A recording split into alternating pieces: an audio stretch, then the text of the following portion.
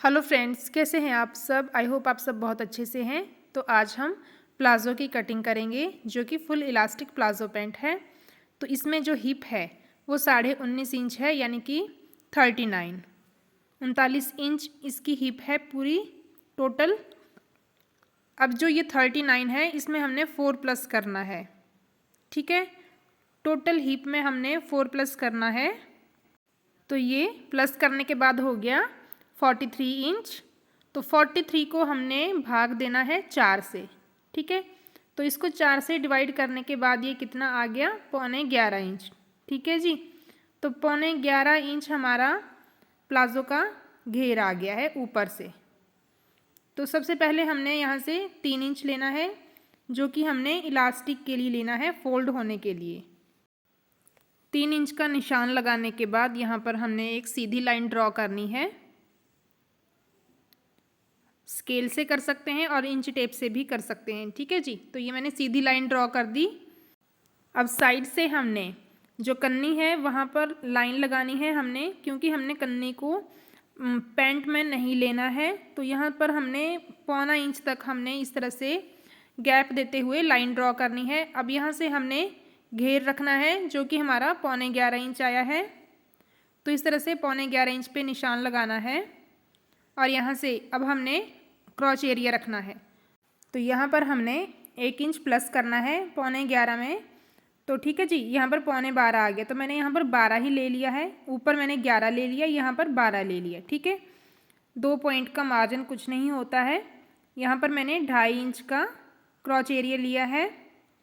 ठीक है, तो अब यहाँ से हमने शेप देनी है, बिल्कुल हल्की सी शेप देनी है, ज़्यादा डीप नहीं देनी है। तो ये हमारा ऊपर तक इस तरह से सीधा चला जाएगा। अब हमने क्रॉच एरिया के पास से इस लाइन तक हमने सेंटर लेना है, और जितना भी हमारा सेंटर आया है नीचे भी हमने मोरी के पास इसी तरह से निशान लगाना है और सेंटर में इस तरह से लाइन ड्रॉ कर लेंगे। ठीक है जी, तो ये हमारा सेंटर पार्ट हो गया। अब हमने लेंथ लेनी है जो कि हमारी 31 इंच है। 31 पे मैंने निशान लगा लिया। अब नीचे से 3 इंच हमने फोल्ड करने के लिए लेना है। आप ज़्यादा भी ले सकते हैं, कम भी ले सकते हैं। अब यहाँ पर लाइन ड्रॉ कर लेंगे।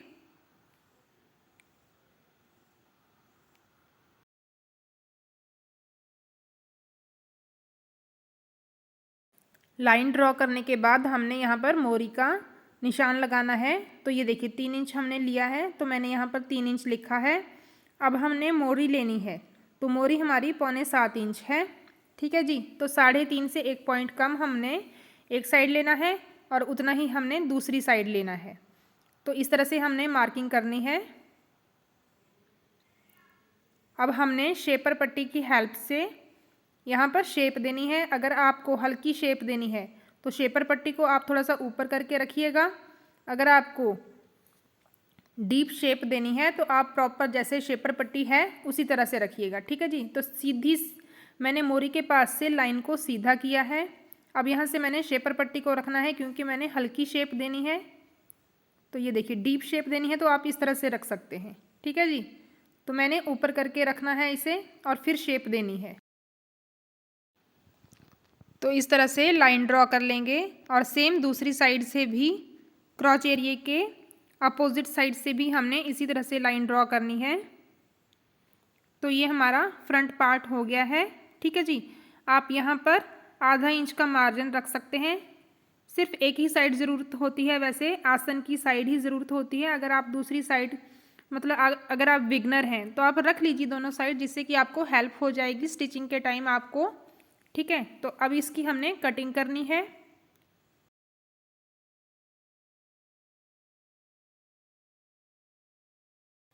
बिल्कुल सेम जैसे हमने निशान लगाए हैं उनके अकॉर्डिंग ही हमने कटिंग करनी है। तो ये देखिए एक साइड से हमने कटिंग कर ली है, दूसरी साइड से हमने कटिंग अभी नहीं करनी है। इसे हमने बैक पल्ले के ऊपर रखना है, उसके बाद ही इसकी एक साथ कटिंग करेंगे। ठीक है जी, तो इस तरह से हमने दूसरे पल्ले को भी सीधा करना है और इसके ऊपर हमने फ्रंट पल्ले को रखने के बाद ही शेप देनी है। तो सेम बैक पल्ले में भी हमने कन्नी को नहीं लेना है। तो इस तरह से मैंने लाइन को पूरा कर लिया है। अब हमने ऊपर से 2 इंच का निशान लगाना है और यहाँ पर एक लाइन ड्रॉ करेंगे 2 इंच का छोड़ करके, ठीक है। 2 इंच हमने छोड़ना है जो कि हमारा बैक पल्ले के लिए होएगा। बैक पल्ला साइज़ के अकॉर्डिंग हमेशा ही ज़्यादा कट होता है। किसी में 2 इंच ज़्यादा लेते हैं, किसी में 2.5, किसी में 3, 4, 5 इंच तक भी इसकी कटिंग करनी पड़ती है। ओके, तो अब हमने इस तरह से फ्रंट पल्ले को सेम वैसे ही रखना है।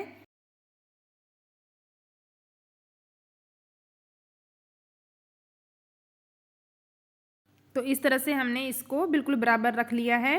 अब हमने बैक पल्ले का 2.5 इंच वैसे ही लेना है क्रॉच एरिया एक्स्ट्रा, और यहाँ पर सीधी लाइन ड्रॉ कर लेंगे। अब यहाँ से फिर से 2.5 इंच हमने इस तरह से निशान लगाना है और यहाँ पर शेप देनी है। अब नीचे से मोरी के पास से हमने 1.5 इंच का मार्जिन रखना है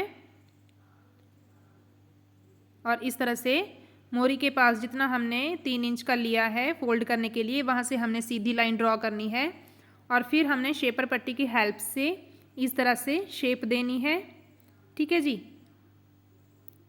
तो ये हमारी मोरी के पास से सीधी लाइन हो गई। अब यहाँ से हमने हल्का सा तिरछा करना है 1/2 इंच तक। अब यहाँ से ऊपर से इस लाइन को इस तरह से तिरछा करके मिलाना है। ये सिर्फ आसन की साइड से हमारा बड़ा होता है और पॉकेट वाली साइड से सेम बराबर ही होता है, ठीक है। इसको तिरछा करके कट करते हैं। अब जैसे जैसे हमने निशान लगाए हैं वैसे वैसे हमने इसकी कटिंग कर लेनी है।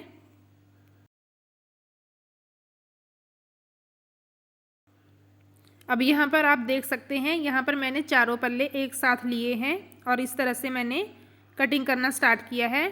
सॉरी, मैंने यहाँ से थोड़ी सी शेप नहीं दी थी, आप इस तरह से शेप दे सकते हैं थोड़ी सी, और इस तरह से यहाँ से कट कर लेना है।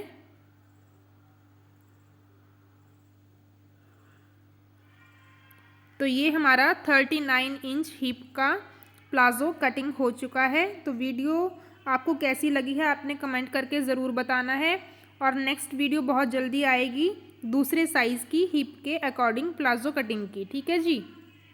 तो इस तरह से छोटे छोटे टक लगा लेंगे जहाँ से हमने फोल्ड करना है, ऊपर भी और नीचे मोरी के पास भी, ठीक है जी। तो ये हमारा पूरा कटिंग हो चुका है। तो वीडियो के एंड तक बने रहने के लिए thank you so much. Channel को सब्सक्राइब कर लीजिएगा और बेल आइकन प्रेस कर लीजिएगा। Thank you.